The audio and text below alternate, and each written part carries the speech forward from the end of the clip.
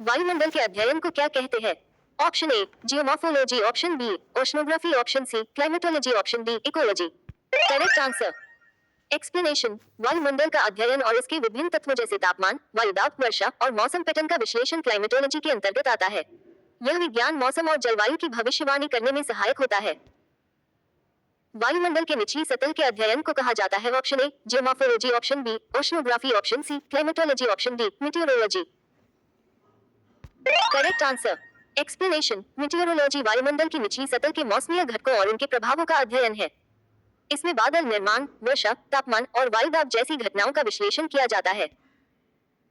वायुमंडल की ऊपरी सतह का अध्ययन कहलाता है option A climatology, option B meteorology, option C aerology, option D इनमें से कोई नहीं। Correct answer. एक्सप्लेनेशन। वायुमंडल की ऊपरी परतों का अध्ययन एरोलॉजी के अंतर्गत आता है।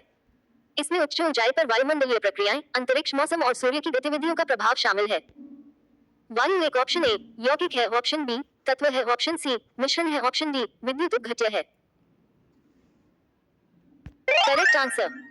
एक्सप्लेनेशन। वायु विभिन्न गैसों का मिश्रण है जिसमें नाइट्रोजन 78%, ऑक्सीजन 21% और अन्य गैसें जैसे ऑर्गन, कार्बन डाइऑक्साइड और जलवाष्प शामिल हैं। ये गैसें स्वतंत्र रूप से मिश्रित होती हैं, इसलिए वायु एक यौगिक या तत्व नहीं है।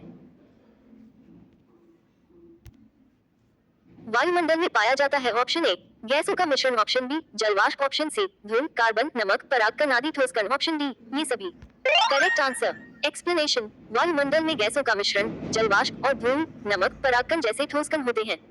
ये सभी तत्व वायुमंडल के विभिन्न मौसमीय और पर्यावरणीय प्रक्रियाओं में योगदान करते हैं। पृथ्वी के चारों ओर गैसों के समूह को क्या कहते हैं? ऑप्शन ए भूमंडल, ऑप्शन बी जलकण, ऑप्शन सी वायुमंडल, ऑप्शन डी जलमंडल। Correct answer. एक्सप्लेनेशन। पृथ्वी के चारों ओर गैसों के समूह को वायुमंडल कहा जाता है, जो पृथ्वी को सूर्य की हानिकारक किरणों से बचाने और तापमान को संतुलित रखने में मदद करता है। हवा वायु में किस गैस की मात्रा सबसे अधिक होती है? Option A hydrogen, option B carbon dioxide, option C oxygen, option D nitrogen. Correct answer. Explanation. वायु में नाइट्रोजन गैस का सबसे अधिक हिस्सा लगभग 78% होता है। ये गैस मुख्य रूप से जीवों के लिए आवश्यक नहीं है, लेकिन यह वायुमंडलीय दाब और अन्य गैसों के संतुलन को बनाए रखने में मदद करती है। वातावरण में सर्वाधिक प्रतिशत है ऑप्शन ए ऑक्सीजन का, option B carbon dioxide, option C nitrogen का, ऑप्शन डी हाइड्रोजन का। Correct answer. एक्सप्लेनेशन। वायुमंडल में नाइट्रोजन सबसे अधिक मात्रा में पाई जाती है, जो लगभग 78% होती है। इसका शुद्ध शुष्क हवा में नाइट्रोजन की मात्रा होती है option A 21%, option B 27%, option C 50%, option D 78%। Correct answer.